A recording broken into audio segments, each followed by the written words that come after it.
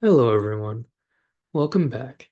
This unit's going to be a little bit of a doozy as far as the sheer amount of lecture material. It's because we're going to have a bunch of related topics. We're going to have, mass incarceration and the war on drugs. We're going to have immigration as a general concept. We're going to have, land dispossession, housing policy, and whatnot. All of these things fall under the idea of political economy, that space where politics and economics intersects because at the end of the day, one cannot exist without the other, and the other cannot exist without the one. Um, there's going to be a significant amount of lecture because these concepts are broad, have a long history, and have a lot of, important things to kind of get across. But I will say that at least to make it a little easier, a lot of your material is actually going to be video based, both from me, obviously, as far as the lectures, but also even in your actual material. You're going to have some YouTube videos, a film, and so on, a couple films, and so on and so forth. So for this unit on Poly Econ, it's going to be a little bit easier. Not necessarily less time consuming. You still got to watch the stuff. But it's going to be at least a little bit less cognitively labor intensive. But the themes are going to be heavy. This is some real stuff we're talking about. These are some real ramifications, some, not lighthearted, easygoing, or meaningless stuff. And so not that, the other things have been meaningless, but it really is going to kind of pick up into high gear. So I just want to warn you to be gentle with yourself, take the time that you need, step away, pause the video, splash some water in your face, whatever as we go, and really try to process the information fully as opposed to just kind of blazing through it. Give yourself time. And that's part of the idea of making videos and whatnot, is it's a lot easier to be patient with yourself with that audiovisual content as opposed to reading content. So with all that said, let's go ahead and get into our slides. Mass incarceration and the war on drugs. People talk about this idea of mass incarceration. It's a bit of a buzzword now, and especially in the era of social media, has become like a TikTok thing and whatnot. When we say mass incarceration, incarceration is the putting of people into prison and keeping them there, detaining them there, for the long term. But when we say mass, we mean a crazy amount of people. Um, let's look at this map. US incarcerates a larger share of its population than any other country. So these are number of people in prison per 100,000 people of any age, not even of adults, of any age. And then you have your kind of color scaling from this kind of light yellowish color all the way to this kind of dark black. The United States, at 639 people per 100,000, is the most in the world, and it's not close. The next closest is El Salvador with 564, 100 people less per 100,000, so it's controlling for population size. 100 people less. And that's the next closest. And some of the other, usual suspects might be higher on the list. Turkmenistan and Cuba are highlighted on this map. You have, Russia and whatnot have darker colors and so on, but not even close. Russia is in the 3 to 400 range, half the number of the United States. Then we have over here, just by raw numbers, not per, so this is per 100,000 people controlling for population size. This is just pure raw numbers, 2 million people, 2.5 million people in the United States are located in prison. That's about twice to 2.5 times the size of the city of Long Beach, for example, if you put every single person in prison. The next closest is China, which has somewhere in the order of 300 million people in the US, 1.5 billion in China. So somewhere in the order of 5 times as many people as us, less prisoners. Also an authoritarian country known for its, tyrannical policies and whatnot. Half the number of prisoners are close to it, with 5 times as many people. And the next even kind of crazier part, um, the US locks up a larger share of people than any other country with as many prisoners as 194 countries combined. Now, of course, those 194 countries are all over here. 194 countries. There's only about 200 countries. So you take the top 5 or 6, take the US, and then put everyone else, every single other one on the entire planet together, less prisoners than the United States. Pause the video, take a moment to let that sink in. The vast majority of the planet combined has less prisoners than the United States. And yet we are the land of the free. And we have the most not free people when they're located in prison. That is what we mean when we talk about mass incarceration in terms of sheer mass numbers, many, many people. And then the elephant in the room. From 1960 and 2010, per 100,000 people, so controlling for amount of people in the population, the number of Black folks in prison has multiplied fourfold. The number of white folks in prison has multiplied threefold. The number of men, I should say, in this case, the number of Hispanic, Latinx men in prison has almost tripled. But notably, these populations, controlling per 100,000 residents, are much lower.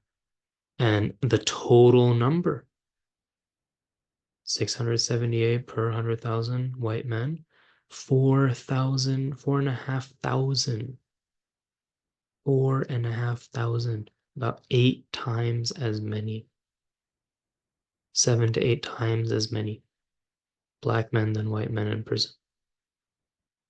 About 3 times as many Hispanic men in prison than white men in prison.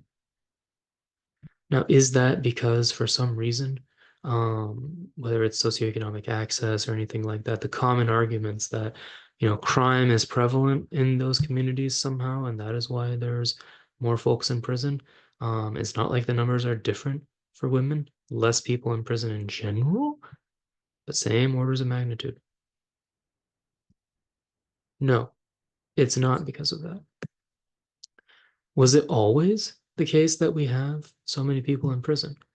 First off, no. It was always greater amongst non-white folks. Let's go back to that previous slide, for example. No, this way. Even in 1960, the 1960 is pre the implementation of civil rights. So this is the Jim Crow era. There's still a hell of a lot more Black folks than white folks, a hell of a lot more Hispanic folks than white folks in prison on, all of these dimensions. The rate is even maybe similar, but there's just not that many people in prison. That's still a lot of people, but not 2.5 million people. Is that simply because our population has gone? No. And is it because, again, of kind of inherent differences in these groups that leads to, differential rates? No. So it was always the case that non-white folks go to prison more, but generally more people are in prison. What's happened? Well, there was this important thing in the 13th Amendment that ends slavery in the Constitution, which says that you shall not be subject to any of the kind of bondage or involuntary servitude except as part of the penance for a crime. In other words, if you're a prisoner, then you can, in fact, be made to serve, to do work. And that is the rub. That is why it was seen, okay, first let's find this kind of creative tactics as far as, Jim Crow and whatnot, to create a effectively slavery system. But okay, fine, we can't do that. Oh, here's a loophole. What if we just put people that are not white in prison and then continue the policies over and over and over again? The Civil Rights Act was 1963 and 1965 for voting rights and civil rights particularly. So that was the end of Jim Crow, the integration, the full protection of votes for Black and Latin American and other minority folks. In 1971, not 6 years later, Richard Nixon begins what's called the War on Drugs. Convenient timing? Certainly. Coincidence? I think not. The War on Drugs was a federal policy to massively increase policing, arrests, and actual sentences for drug charges. And drugs are coded as non-white. Especially at that time, there was a lot of press and media coverage of what they called the crack epidemic. In other words, that so many people of black and brown folks are addicted to crack, and that the only way to save America from, this epidemic of drug usage was to throw everyone in prison. Is that actually the way to break addiction? Hell no. But it was the logic that was thrown out there to demonize both the drug and addiction, which is a, medical condition that needs treatment, not prison, but also the black and brown people who were using that drug. Now, cocaine, which is the same drug as crack, but processed differently and put in a different form, was not seen as such an issue, even though actually usage of cocaine in the United States was higher because cocaine is in orders of magnitude used by white folks, and crack is by orders of magnitude used primarily by black and brown folks, especially in big cities. As a whole, at that time and now, drug usage of any type is higher amongst white folks than it is amongst non-white folks, both per kind of controlling for population and in raw numbers. The only place where it isn't is specifically on the crack and cocaine axis because of the fact that crack is racially coded and cocaine is racially coded. But for every other drug, usage is higher or just the same amongst whites and non-whites. And yet it was argued, and an entire media campaign for 20 years was presented, and it continues on today, that this is an issue amongst areas of the country, amongst cities, amongst images that were coded as black and brown. Going back to that idea of racial resentment from the previous slide, they didn't necessarily explicitly say it, but they sure as hell implied it. And even things that we know today, if you grew up with Red Ribbon Week in school or DARE as programs, those are policies that emerged out of the war on drugs, the just say no logic, to kind of create this idea of hysteria that, people are going to roll up to you after school and try to give your little white kid in the suburban school drugs.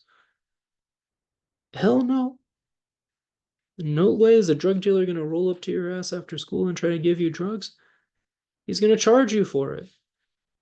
So even then there's an illusion that's being created of people are just out there handing out hard drugs to 5-year-olds or something like that after school in suburban white neighborhoods. You go down the street where I'm currently at in Irvine, and they're gonna have Red Ribbon Week next week, and they're gonna be like, yo, they're gonna come to Irvine and bring the drugs. No, they're not. It's an illusion. It's false. But it helps create the idea for all the parents at home who get the material from school that says, yeah, we taught your kid to just say no in case the people roll up and try to give them drugs. It feeds into the illusion. It feeds into the need, quote unquote, to engage in this war to protect the little suburban children from the drugs. So what was the actual war on drugs? Well, it was a massive increase in the amount of police, which was mainly used by that federal funds toolkit of the federal government doesn't directly control those policing organizations. So they said, here's tens of millions of dollars in gear. Go get a bunch of guys to go, get people that are doing drugs that are black and brown. Okay, step one. Step two was the creation of kind of federal organizations, offshoots of the FBI, that were specifically made as drug task forces, to again, increase the amount of people going out there to arrest black and brown folks using drugs. And then training mandates. And the trainings were inherently extremely racist and created this major sense of kind of shift where a lot of the biases that we see in, say, all the stuff that emerged with BLM around the COVID pandemic of, disproportionate violence by police against Black and brown folks, emerges a lot from these trainings from the war on drugs era that explicitly codes Black as violent and white as innocent. And we'll get into some of these as we go. The war on drugs began in the mid-70s. This graph shows us from 1980 to the early 2000s, the increase in drug arrest rates per 100,000 residents of each race. This line is Black folks, this line is white folks. Note that usage of drugs remained static. So there were not more drugs being used.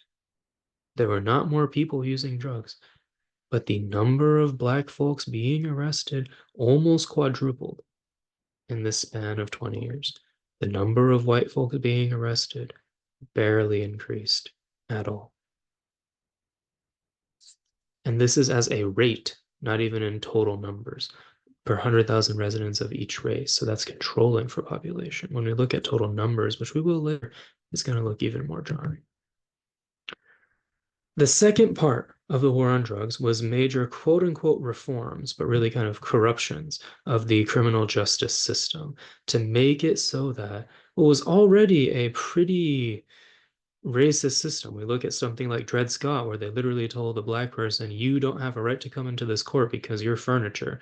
That, was a problem.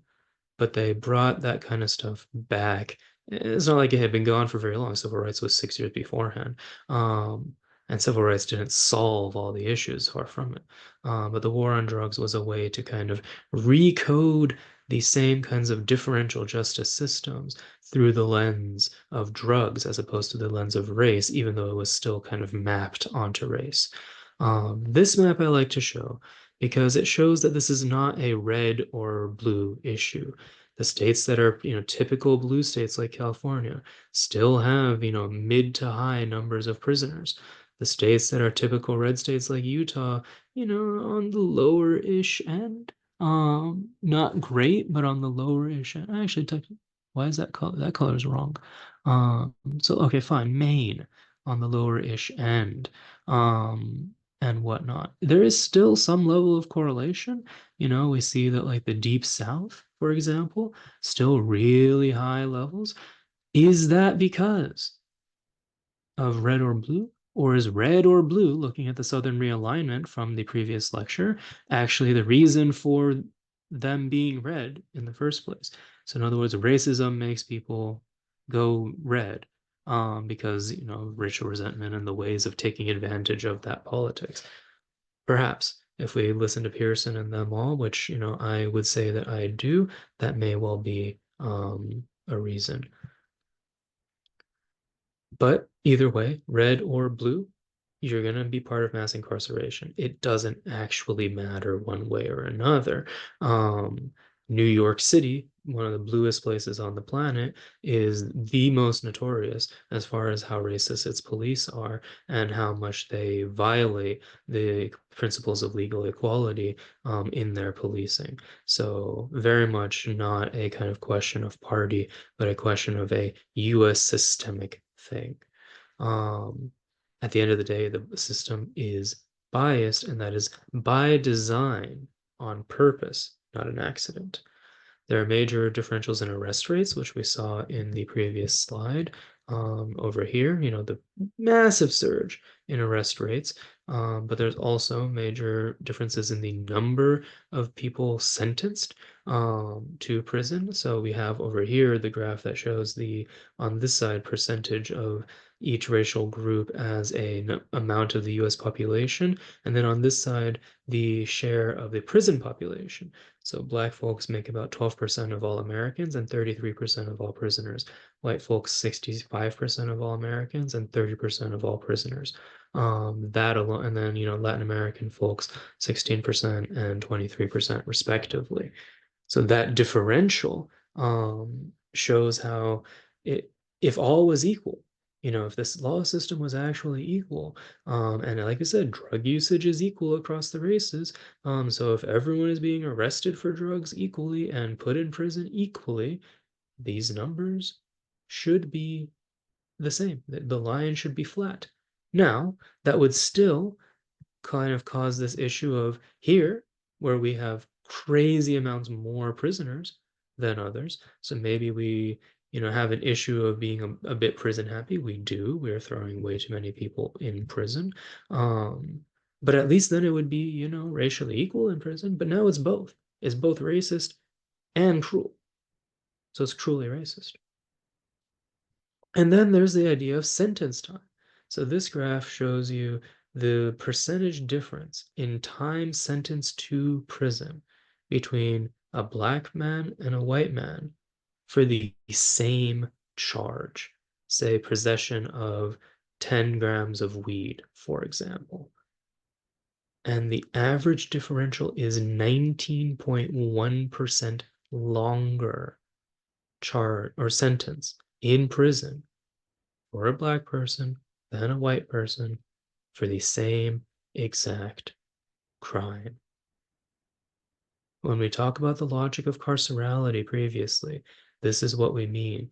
The idea that certain people deserve to be in prison simply as a facet of who they are, and that punishment, locking people up, is the way to kind of control society. This is what we get out of a logic of carcerality. And when you combine that with prevalent racism, you get numbers like this, where by default, if you commit a crime, quote unquote, as a black person, and there are similar graphs for being Latinx, if you're Asian, technically, actually, it's about the same. That doesn't mean you're not prejudiced against, it just means that you're not going to get hit as hard by the legal system in most cases. Most cases, there are some exceptions like Middle Eastern folks and plains, for example. Don't get me started on that. But other, as a general rule for, say, drug charges, you won't get hit as hard. But we get this major, disturbing disparity. Most prisoners in the US, the perception is that people go to prison because they murdered people, and that we don't want people on the streets who murder people, because what if they murder other people? Or, they do a carjacking, or, some other kind of quote unquote violent crime. Most prisoners in the United States are not actually there for violent crime. The vast, vast, vast majority are there for drug possession, not even drug dealing. Which itself, we can have a debate about whether that's ethical or not, or whether people should go to prison, or whether prison even stops drug dealing. But no, for drug possession. 30,000 people alone are still behind bars for possessing marijuana, which is legalized or decriminalized in most states in the United States. Even in states where it's legalized. If you are in jail already for possession of marijuana, you stayed in jail. Hello, California. On that topic of red versus blue, blue state legalizes weed, does not free prisoners who are there for weed. Still in jail. The average sentence was somewhere between 10 and 25 years for 10 grams of marijuana for a black person. Between 2 and 5 years for a white person, according to Michelle Alexander's famous book, The New Jim Crow. And beyond that, a black man, specifically man, is 13 times more likely to be sentenced to prison at all for the same drug charge than a white man, controlling for sex and using race as the only factor. The same drug, the same amount of drug, the white person is 13 times less likely to go to jail at all, to be let off completely, than the black man. And then, you have the layer of felony versus misdemeanor. Because as we'll see in a couple slides, if you have a felony on your record, a kind of higher classification of crime, your life is done. It is ruined utterly and completely. Even after you serve jail time, you are screwed. A misdemeanor is not great. You may still have to pay a fine, still may spend a little bit of time in prison, but it doesn't follow you in quite the same way. And so this previous bullet point really leans into that difference, that there's a haunting legacy even beyond the longer prison term, even beyond the 10 to 25 years that you can go to jail for possessing marijuana, which is now legal. Even after you're done and you come out and you're supposed to be, scot-free, you did your time, now you're redeemed. That's the idea of carcerality, right? You go in the prison, you do your penance, you serve a hard punishment, and now you've done the time that you were supposed to, and when you come out, you're a redeemed individual. That's not actually how it ends up working when you have a felony.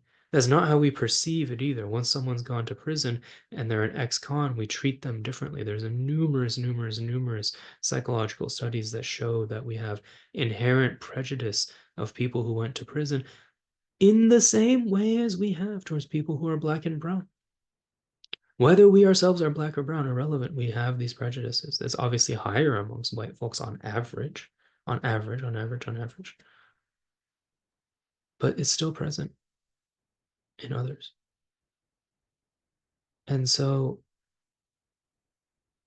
that prejudice has mapped, as a result of the war on drugs policies, as a result of the desire to throw more and more people into prison, racially coded people for racially coded crimes, aka drugs, which are not actually differential amongst the races, which are not actually violent crimes in any way, shape, or form, which are disproportionate to the amount of people of each racial group in the country, which take place in red states and blue states at similar-ish rates, other than the Deep South, which may or may not be red because it was racist, and the Republicans took advantage of that, as opposed to racist because it's red. And then even beyond all of that, without the racial component, was huge. We just have more people than the vast majority of countries on the world combined. 194 of them. As I said in the previous slide, it doesn't end after your time in prison.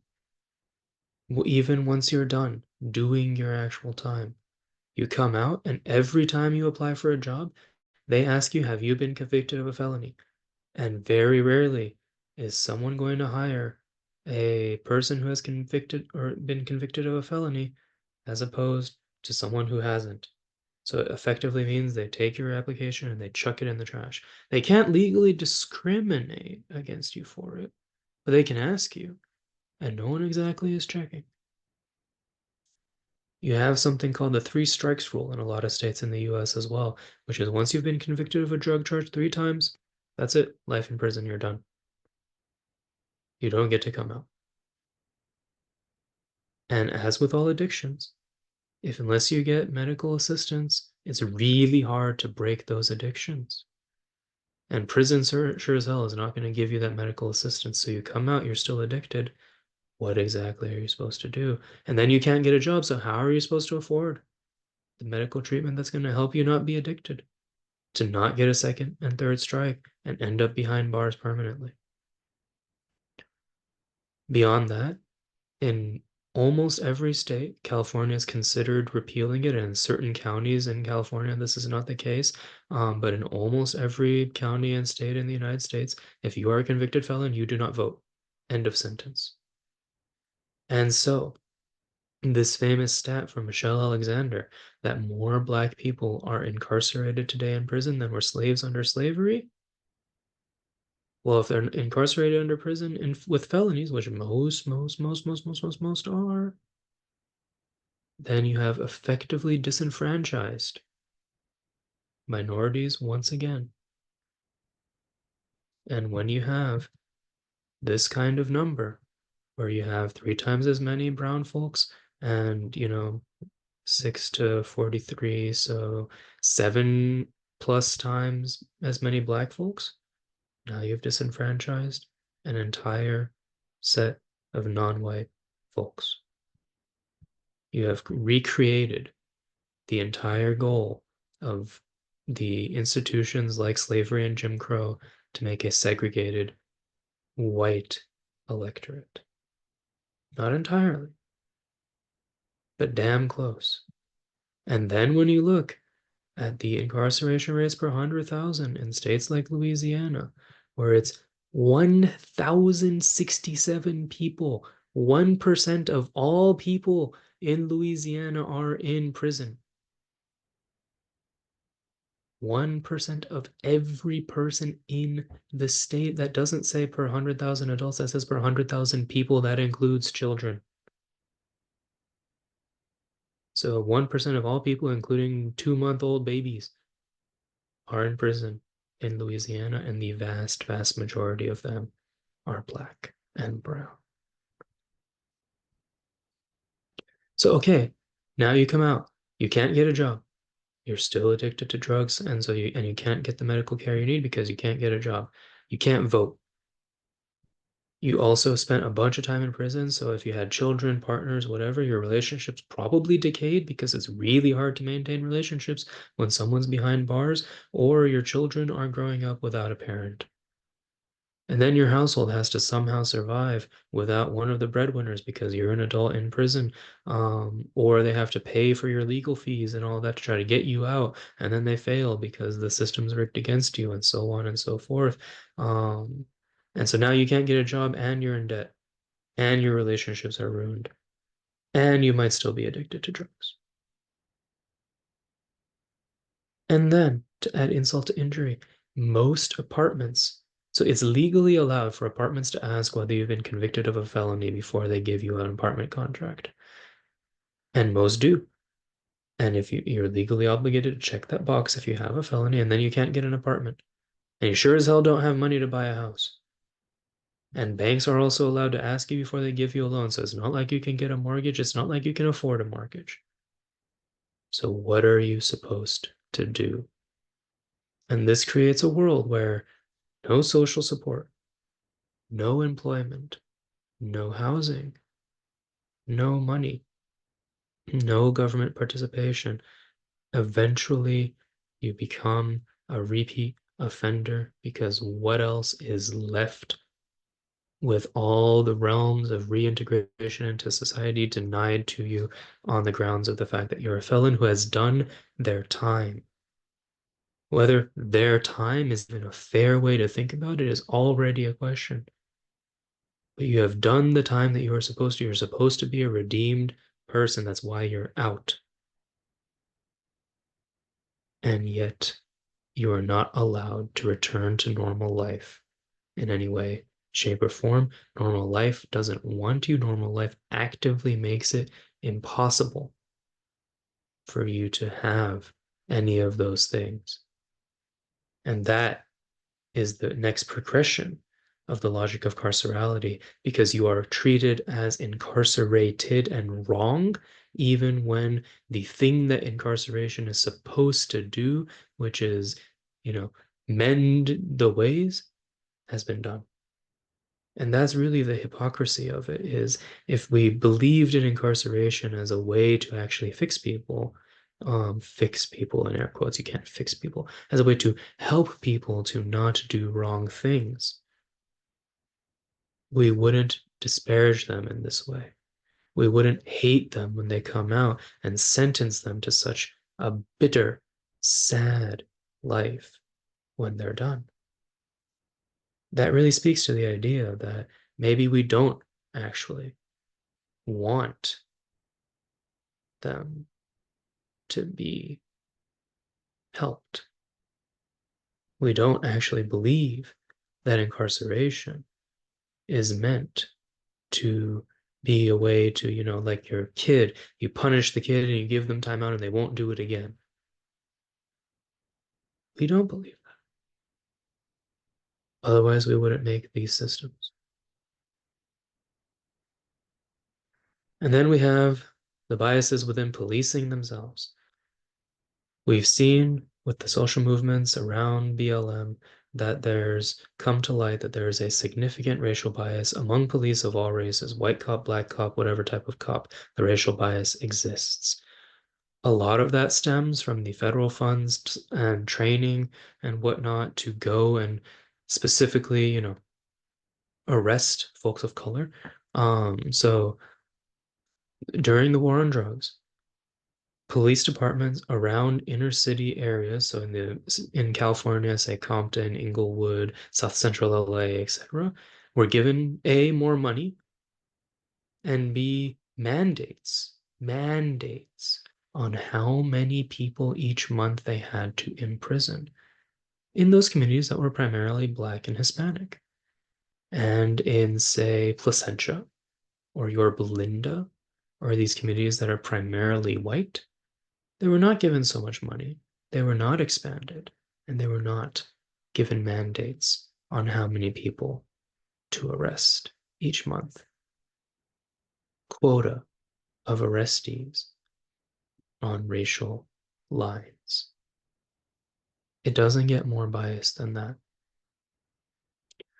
KRS-One is a rapper from the late 80s and early 90s, and he has a really famous track called The Sound of the Police.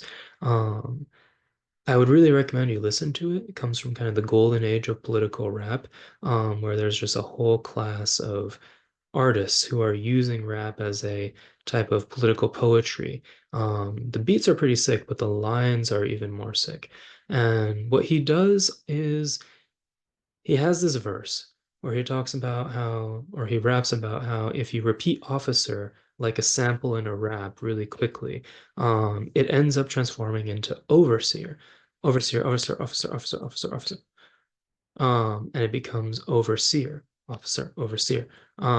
It's easy to lisp one into the other. Now, overseers were the kind of police of the slave plantations. They were the ones who, made sure that the slaves did work and who, did all the kind of unspeakable things to them and captured them if they tried to run for their freedom and so on. And his argument in the rap song is that there's really little difference between the overseers of the slave plantations and the officers that we have today. The line, and I'll actually repeat it for you so you get to hear me rap a little bit. You need a little clarity, check the similarity. The officer, or the officer is off patrolling the entire. Fuck. No, I can do this. Let me actually get it. Sorry. Need a little clarity, check the similarity. The officer is off patrolling the entire nation. The overseer is patrolling the plantation. The officer can stop you what you're doing. Sorry, the overseer can stop you what you're doing. The officer can pull you over just when he's pursuing. The overseer has the right to get ill, and if you fight back, the overseer has the right to kill.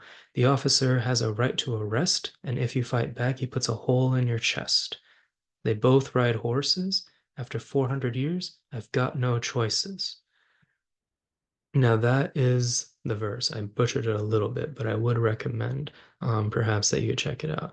And enough cheese, but it does highlight some of the same patterns that police sing by its nature, especially post-war on drugs, with those quotas, with those biases, with those trainings, with those monies, specifically given to police, Black and brown folks. Again, remember, the justification was supposed to be that they use drugs more. They did not. They do not. It is untrue. Drug usage is the same. Whether drug usage should be even required to go to prison or not is contentious, but even if we say that it should, that is the same, and therefore the Yorba Linda and Compton police departments should be the same amount of people and arrests and so forth, and that is not the case by design from the war on drugs federal policy. It is political through, and it is on purpose through and through. Other major examples of these types of biases within policing include stop and frisk in New York, a policy where in New York City, the bluest of blue places, again, not a red or blue issue, police are empowered under that policy to stop anyone that they believe could possibly be guilty of a crime and inspect them, or possessing drugs being a crime. In other words, it bypasses that major constitutional amendment of protection from involuntary search and seizure without probable cause. You can stop and frisk anyone just for the memes. And anywhere between 70 and 90% of the time, depending on the study that you look at, they stopped Black and brown folks, including Middle Eastern folks on this one, to be fair. But Black and brown folks, 70 to 90% of the time. Simply on the fact that they were, quote, potentially committing a crime. Racial profiling at its finest. SB 1070 was a policy in Arizona to crack down on quote unquote illegal or undocumented immigration into the United States. And the idea was supposed to be that the police could ask anyone for a valid proof of citizenship or legal status in the United States. So a green card, a passport, whatever, that said that you're allowed to be here or you were born here. Now, the differential part was that the police only ever asked brown folks in Arizona for their immigration status. And when they pulled over John Smith, it wasn't like they were like, oh, hey, John Smith, were you born here? And so again, it became this massively racially motivated enforced policy to try to deport brown folks who are here, quote unquote, illegally or undocumented, as is the kind of more fashionable term to use. So this is more to say that these are specific policies that cause these biases. And the police, at the end of the day, is an organization that is meant to implement and oversee the policy. The policy is racist, and therefore the police, in the enforcement of the policy, is enforcing a racist policy. That isn't to say whether cops are good or bad, simply that their entire purpose is to implement the policy, and the policy is rotten. And so their purpose is rotten because the policy is rotten. Whether that makes them as individual beings or people or whatnot questionable is besides the point. The point is that the policy is wrong. The policy is loaded with these racial biases. And so anyone, no matter how egalitarian they might think they are, that is attempting to police and implement those racially motivated policies is going to be racially motivated in their action because the policy that informs their action is so, if that makes sense. And then we have the really messy area of false sentences in prison. The Central Park Five is a really famous case from New York where 5 teenagers were arrested and sentenced to years in jail on content warning. I will pause the video here. For, shall we say, involuntary sexual acts, but for committing a content warning ends. I'm going to actually say the word now. They said raping a white woman in Central Park. Well, did the 5 people do it? No, they did not. They were not even there. They were in Central Park, but Central Park is huge. They were not at the scene. The woman herself had no memory of the incident because she was kind of knocked unconscious and suffered some severe brain damage and whatnot. And so she couldn't identify who did it. And they were kids. Every single one was under 18. The youngest was, I want to say, 14 at the time. And they were sent to jail for years, a decade plus in some cases, for a crime they never committed. And it was only when the actual person who went to jail later for a sense of serial murders met one of them in jail and was like, oh shoot, because this case was hugely famous. Because even at the time, most people were like, dude, not most people, a number of people were like, the 14-year-olds didn't do it, even though a lot of prominent activists and people involved in racial justice policies and whatnot actually came down on the side that maybe they did, which is a really bad black mark on their legacies because they didn't, but they bought into the hysteria and whatnot. But people with half a brain at least were like, yeah, the 14-year-old probably didn't do that. But simply the fact that they were black or black Latino made it so that, or Latino, made it seem that they were by default guilty. Now, how did they get sentenced? Well, as kids. They were held in the police department overnight without their parents being told, without food, without access to a lawyer. They were beaten, they were coerced, they were told by the cops that they must confess to the crime if they want that mistreatment to stop, to get something like food or to see their families again, and they had to confess. They were fed stories and a narrative that was cooked up. There were notable, what's it called? Inconsistencies in the testimonies. And yet it all flew in court.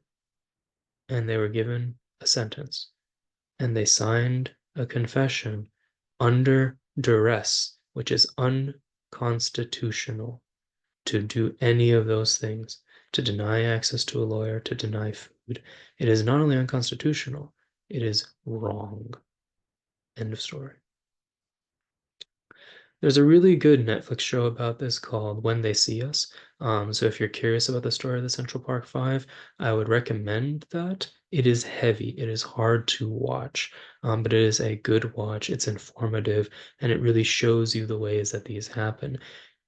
The sad thing is that the Central Park Five was a famous example, and it was an example where they eventually were exonerated, and able to kind of get that name cleared in some way, shape, or form. But they were the lucky ones in that sense. Legal scholars estimate that between 5 and 10% of all prison sentences in the US are wrongful sentences. Remember, there's 2.5 million people in prison right now. So if we take that 10% number, which granted might be on the high end, but if we take that 10% number, that puts us in the hundreds of thousands of people who are in prison who have no business being there. And most legal scholars estimate that anywhere between 60 and 70% of those wrongful sentences are Black folks. Not that the rest are white folks. They might be Latin American, they might be Asian, they might be Native American, they might be all kinds of things, but that 60+% are Black folks alone, of hundreds of thousands of people who are there who never did anything quote unquote wrong. And prison is a horrible place to be. It is a demeaning place to be. Another famous story on this, Maya Moore. Those of you that maybe are familiar with women's basketball and WNBA because of the phenomenon that is Caitlin Clark. Well, before Caitlin Clark, there was Maya Moore. And Maya Moore was bar none the best player on the planet. Won 4 championships with the Minnesota Lynx before age 29, and made 2 finals besides that. Absolutely phenomenal basketball player. And, by far, at the peak of her powers at 29 years old, the best one that was playing and had a chance to become the best one to ever play. Now, this was in 2017, 2018. And she decided to lace up her sneakers and put it all away because as a kid, she had met in prison a person named Jonathan Irons who was there on a wrongful case.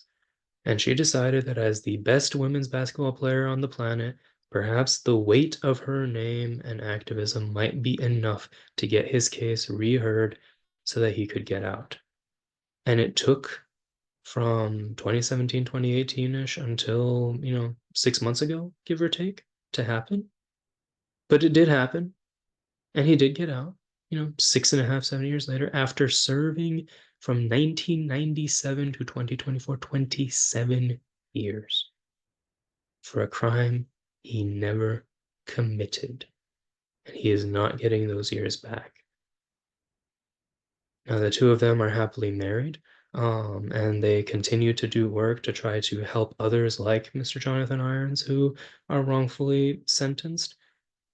But even if you get out, you don't get those years back. You don't get the emotional trauma back. You don't get any of the things that you lost of your basic humanity back. It's gone. And no amount of money in a wrongful, conviction settlement or something like that can make up for that fact. Now, one of the big reasons, and I don't actually have a slide for this, but one of the big reasons that this unit is here in political economy is because prison labor is a major, major, major contributor to labor economy in the United States. So not just the political economy around the issue of drugs and, the money that goes into drugs and the policy around there and the money given to police departments to meet their racially motivated quotas and so on, but also simply the fact that every license plate is made by a person in prison who is not paid either at all or certainly adequately. Basically, involuntary servitude. Basically, modern day slavery. Most pharmaceutical medicines, for example, for a long time, I took an antidepressant called Lexapro to, help with my own kind of mental health conditions, made in prison by people who are either not or inadequately paid and under horrific circumstances. A lot of, big business brands that we know, such as Gatorade, a lot of the sodas from like Coca-Cola and 7-Up and whatnot, parts of them, either like the cans or the syrups or whatnot, made by prison labor. And there are many, many other examples that I might have you, look up for like a complete list, but those are just some basics. Toilet paper being another big one, actually, and paper towels, often made by prison labor.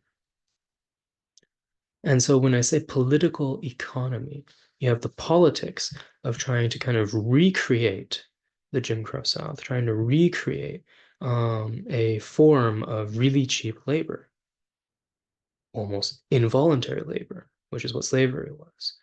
And now you have a larger population than ever was in chains under slavery in prison doing labor for next to free. Has things really changed then?